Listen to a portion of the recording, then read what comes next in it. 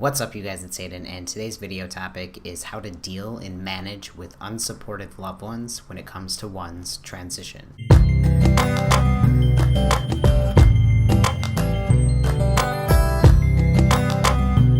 I literally shot this video the other day with Ray, but I just wasn't satisfied with the overall outcome of the video, and it was nothing that Ray did. Ray did perfect. He did exactly what we said we were going to do, and I just didn't, but we were also running out of time. But I really wanted to do this video with Ray, and I'm really happy that I did do the video with Ray, because it gave me some different insight on everything. Ray is about 3 months on testosterone, and I'm coming up closer to 3 years on testosterone. So there's a bit of a difference in gap in when we started T, but we have a lot of similarities when it comes to our transition with loved ones who are supportive or who are not supportive.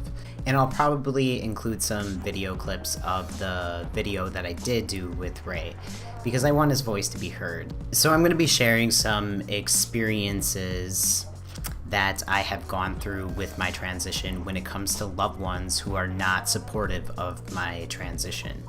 And I don't want this video to be like bashing on these people, you know, and I'm not going to list anyone's names or who they are in relation to my life. I'm going to be very vague with it for the respect of them. It is very unlikely that these people will even watch this video, and if they do, that's great. Maybe they'll get something from it, but at the same time, I want to really lay it out saying that this video is not about them and it's not for them. This video is for the trans community, the entire trans community that have faced similar experiences like this. But this video is something that is a little bit more challenging for me to do, and I don't typically do videos like this where I am focusing on the negatives of my transition, because I don't want to discourage anyone, and I just try to look on the brighter sides of things. But I also think that it's very important that we are talking about the negatives of our transitions, because the reality is a lot of trans people do face rejection from people in their life that they so desperately need and want to support them through their transition. And I'm not saying that, you know, I don't have supportive people in my life when it comes to my transition. I have an enormous amount of support, and I'm thankful for that support every single day. But if I'm only sharing positive experiences with my transition on my YouTube channel, then that's virtually all that everyone is seeing. You know, they're only seeing the positives of my transition, and they don't see any of the hardships and the struggles throughout my transition. But some examples of the hardships that I'm talking about. What you went through with your family members, I'm going through that right now. With mostly just one in particular. But that's what makes it so crazy, is that everybody else gets it, but you don't, you know? Yeah. It's like there's something else wrong there. So I'm just gonna stay away from it for a while, because I just don't need the negativity in my life right now. Yeah. And if it takes top surgery and not seeing me for 5 years, you know, then that's what it takes. But I'm hopeful, but I don't. It's been very relevant throughout day one of my transition, even pre-T, before I even knew I was trans, before I knew trans was a thing. There have been hardships with acceptance of me being who I was, you know, from really young on. But I can think of one person that has always continued to let me down. I always had hope, you know, I had these hopes that something would change with this person, and that like we would click and they would just accept me for who I am. But it has never happened, and I don't think it ever will. But this person in particular reacted the worst about my transition. When I came out to this person, and I'm not gonna lie, I did not do it in the best way. I sent them a text message, but at the same time, I am not close with them. I was not close with them when I came out as trans. But they didn't like it. They did not like that at all. And they did not talk to me for about a week. And when they did talk to me, they left me 2 voicemails just yelling on the phone. And I was joking with Brianna because we were out to dinner, and I was joking saying, you know, they probably ran out of time on the first voicemail and then they called again. And that was exactly what happened. So I called them back, and it was just more yelling. But one of the most hurtful things that this person did and said was, the consequence for your actions is that you are no longer able to see, interact, talk, do anything with the family. And by consequence for my actions, my actions are me being trans, me coming out as trans, and me living as a guy. This person knew that it was the one thing that would just stab me in the heart, and they still did it. They did it because they knew that it was the one thing. It was like they were giving me an ultimatum that I had to choose either to live my life as I am and take hormones and transition, or I don't do that and I live in my depressed state just so I could maybe have a relationship with their family. And that's just a bunch of bullshit. And it killed me. It upset me so much, and it still does.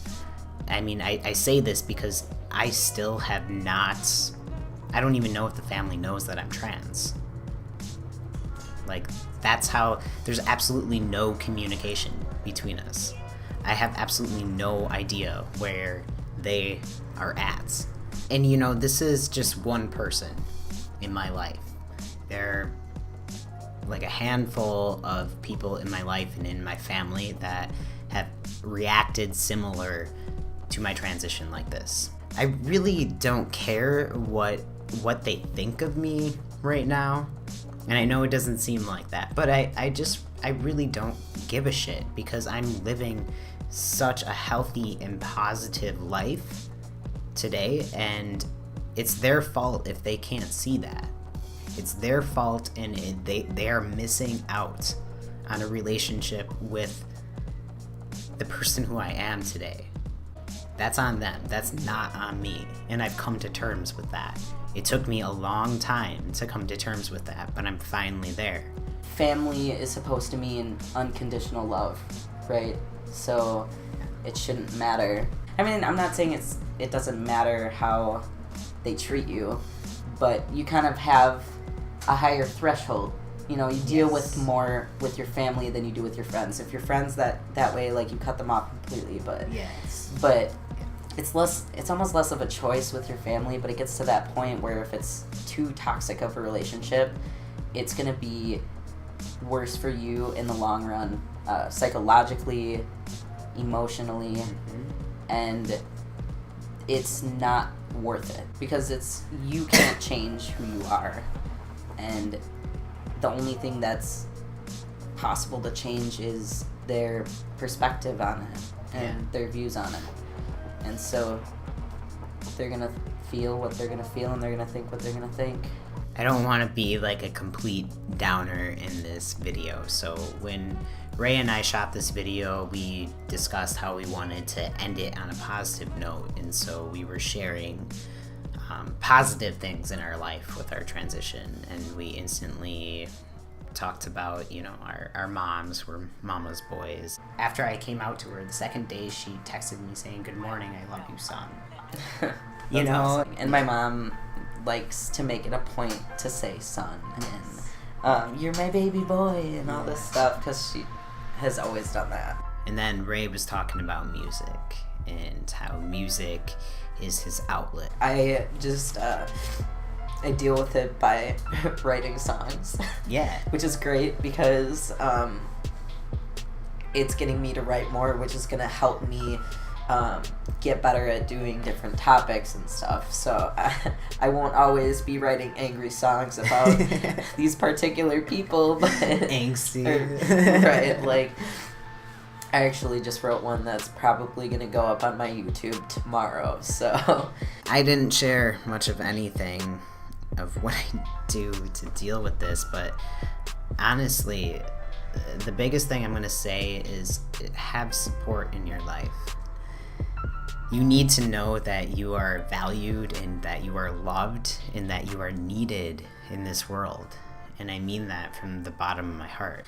But for me personally, I mean, well, I do like to talk to people. You know, if I didn't have support in my life, I don't know what I would do. I use art as my outlet. Art is my second love. It's right up there with Brianna.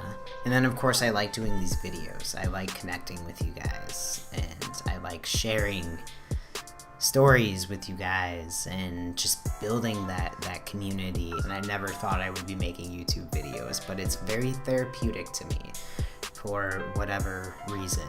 But I love making videos and I love watching videos. So, but thank you all so much for watching, and I really hope this video was helpful for some people, because it can really suck going through those hard times. And if you are going through something similar to experiences like this, truly, I'm sorry. I'm sorry. Life is a roller coaster. It's up and down, but it always has a way of working out, so always keep that in mind.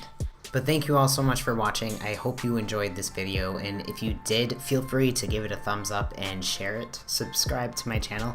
I will do a video probably within the next week, and I know I didn't get this video out sooner than what I said I was going to do, but I lost my memory card, and you know, I'm human, so whatever. But thank you for watching, and thank you to all my new subscribers, and there will be a video soon.